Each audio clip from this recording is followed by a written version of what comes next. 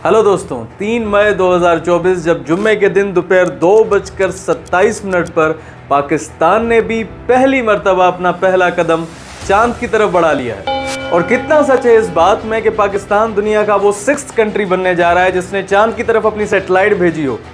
पड़ोसी मुल्कों का तो पाकिस्तान से ये सवाल है कि इकोनॉमी के हालात इतने बुरे होने के बावजूद भी IQ-Q मिशन किस तरह पॉसिबल हो सकता है और कितना किरदार है इसमें चाइना का। आज इस वीडियो में ये समझने की कोशिश करते हैं।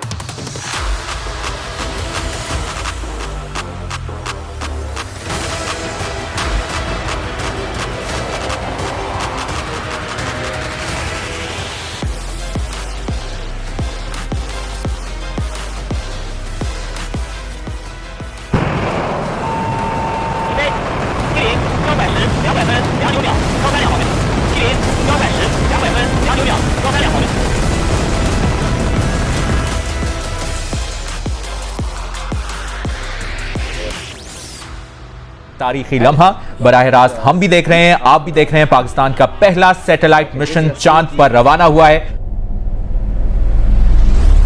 पाकिस्तान जो पिछले 5 सालों से अलग अलग इकोनॉमिकल क्राइसिस से जूझ रहा है, वहां अचानक से एक ऐसी खबर कि पाकिस्तान ने चांद की तरफ कदम बढ़ाया है, सुनकर काफ़ी अनोखा लगता है, लेकिन ये बात 100% सच है। साल 2022 जब चाइना नेशनल स्पेस एडमिनिस्ट्रेशन ने अपने अगले चांद पर जाने वाले मिशन चैंगई 6 के बारे में एक यूनिक प्रपोजल पेश किया उन तमाम कंट्रीज को जो मेंबर थी Asian Pacific space corporation organization की। अब ये यूनिक प्रपोजल क्या था? असल में चैंगई 6 मिशन चाइना का एक अरबों डॉलर इन्वेस्टेड प्रोजेक्ट है जो कि उस वक्त बताया गया 2024 में चांद की तरफ लॉन्च होने वाला है। और इन तमाम कंट्रीज को ये ऑफर की गई कि अपने स्टूडेंट बिल्ड पेलोड हमें सबमिट करवाएं जो सिलेक्शन के बाद चैंगई 6 मिशन के जरिए चांद पर पहुंचाए जाएंगे। इस प्रपोजल के बाद तमाम मेंबर कंट्रीज ने अपने स्टूडेंट बेस्ड पेलोड सबमिट करवाए, जिसमें से एक था IQ-Q मिशन।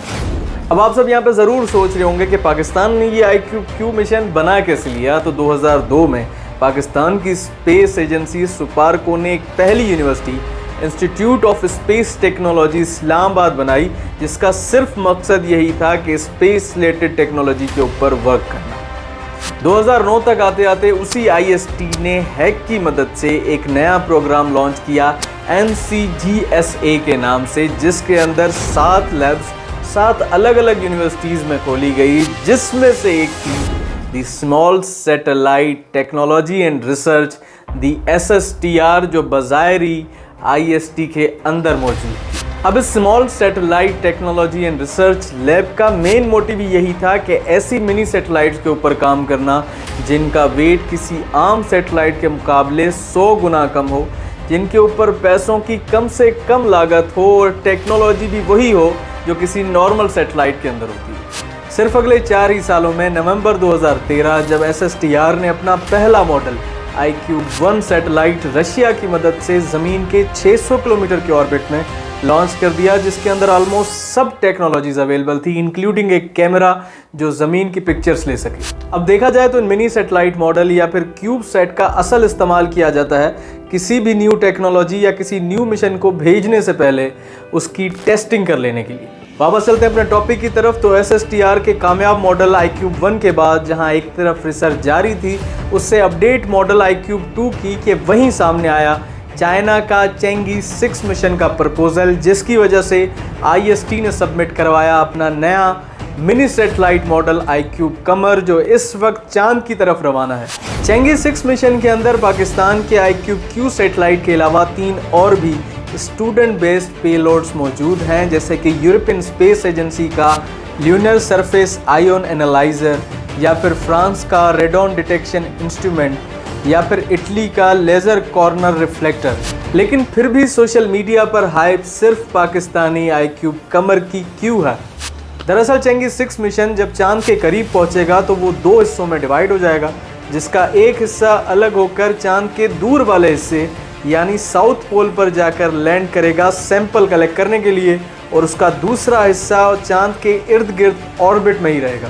बाकी तमाम पेलोड्स चैंगई 6 मिशन के साथ शुरू से लेकर आखिर तक कनेक्ट रहेंगे, सिवाय IQ-Q के, क्योंकि IQ-Q एक मिनी सैटेलाइट है और जैसे ही चेंगिस 6 मिशन 2 हिस्सों में डिवाइड होगा तो फौरन IQQ से अलग होकर एक सैटेलाइट की तरह चांद के ऑर्बिट में घूमना स्टार्ट कर देगी। बिना किसी ह्यूमन इन्वॉल्वमेंट के IQQ जो सिर्फ एक 7 किलोग्राम की नैनो सैटेलाइट है, वो चांद की डिफरेंट कंडीशंस के अंदर किस तरह चेंगिस 6 मिशन से अलग हो पाती है, यही एक सबसे बड़ी वजह थी जिसकी वजह से चाइना ने इसे पिछले 2 साल में अलग अलग टेस्ट से गुजारा है।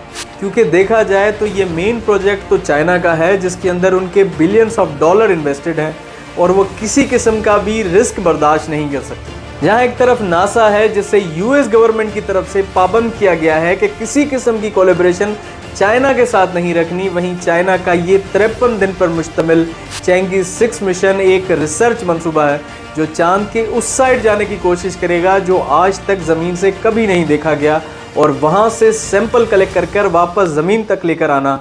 ये चाइना की स्पेस टेक्नोलॉजी में आज तक की सबसे बड़ी अचीवमेंट समझी जा रही है।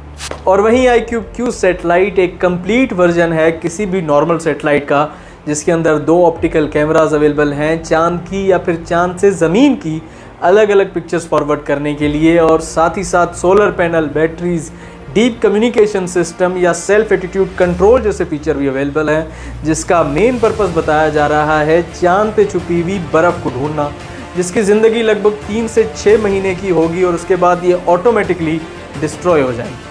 चेंगिस 6 मिशन का मुश्किल तरीन स्टेप यह था कि उसे ज़मीन से प्रॉपरली रवाना करना, जो कि 3 मई 2024 को वो पास कर चुका है।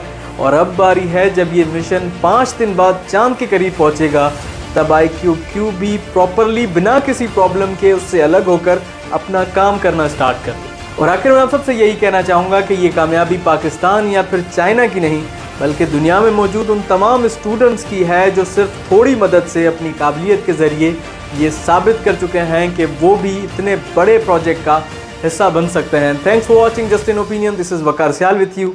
अल्लाह हाफिज़।